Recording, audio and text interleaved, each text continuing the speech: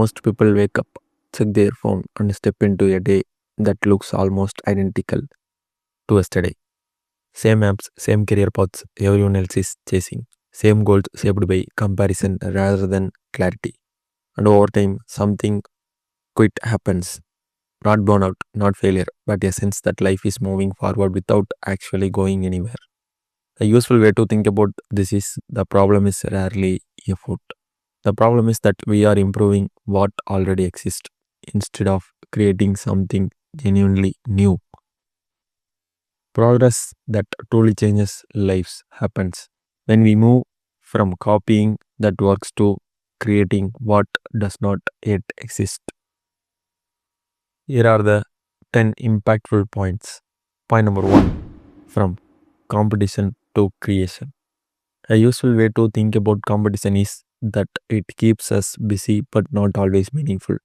People struggle with this is because competition gives clear rules, rankings, and external validation. In daily life, this shows up as choosing careers, contents, or goals simply because others are succeeding there. What this idea invites us to notice is that crowded paths often reward conformity more than originality. Growth begins when the question shifts from how do I win to what could I build that does not need a race. Competition narrow focus, creation expands it. Question yourself, where in your life are you optimizing for approval instead of originality? Point number two, small monopolies in real life. A useful way to think about a monopoly is not dominance, but distinctiveness. People struggle with this because the word sounds unethical or unrealistic. In daily life, this appears as undervaluing niche skills, quiet strengths, or uncommon interest.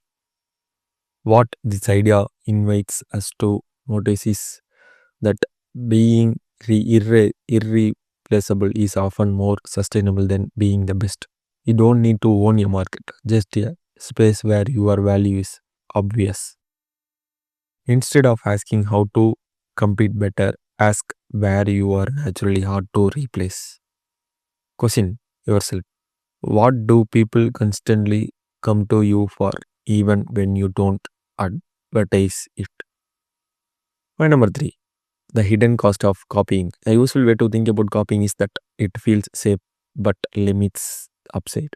People struggle with originality because copying offers immediate proof it works. In daily life, this shows up in career choices, content creation, even personal habits. What this idea invites us to notice is that copying skips the discomfort of thinking deeply, but it also skips the possibility of building something uniquely yours. Safety often trades long term meaning for short term certainty.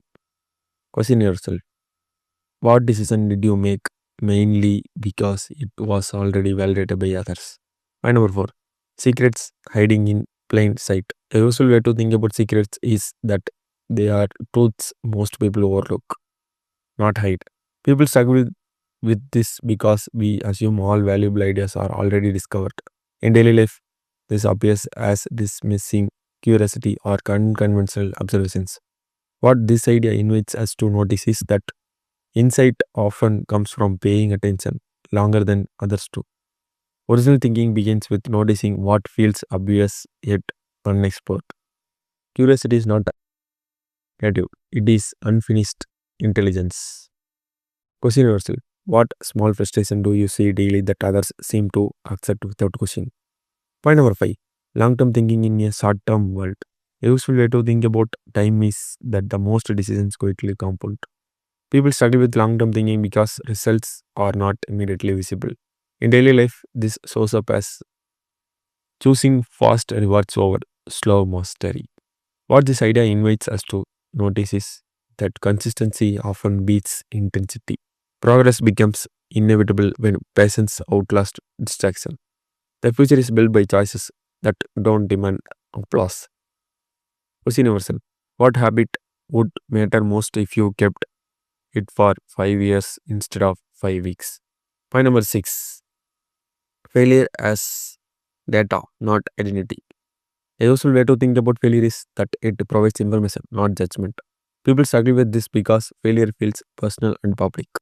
In daily life, this appears as abandoning projects too early. What this idea invites us to notice is that learning requires staying present after mistakes. Resilience grows when failure becomes feedback. You are not behind, you are informed. Question yourself, what lesson are you still resisting from a recent setback? Point number 7, clarity over busyness. A useful way to think about productivity is that motion is not the same as progress.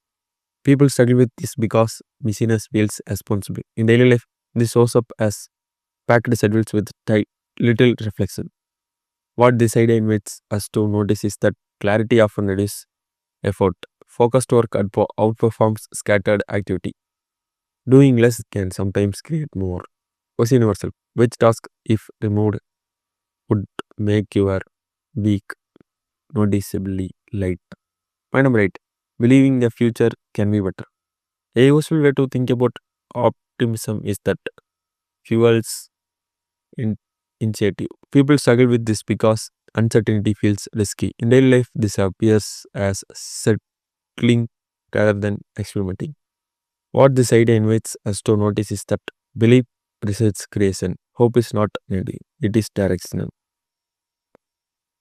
Cynicism protects comfort. Optimism builds possibility.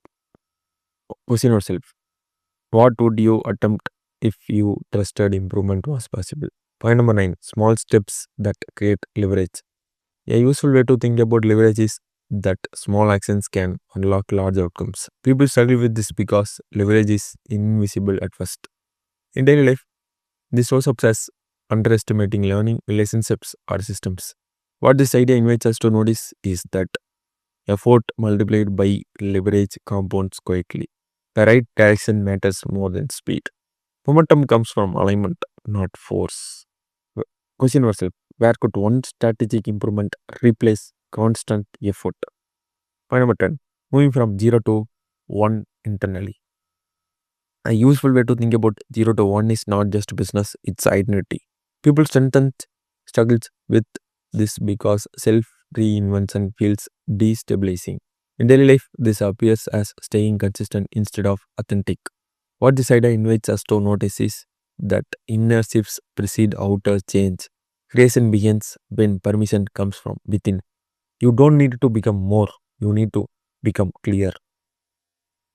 Question yourself, what version of you has been waiting quietly for your attention? Finally, if there's one thing worth carrying forward, it's this: meaningful progress rarely announces itself loudly. It begins with a quiet decision to think differently, even when no one is watching. You don't need to, you don't need certainties to start, only curiosity and patience. And whatever you choose to build next, let it something that feels honest, not just impressive. That's how zero slowly becomes one. Thank you.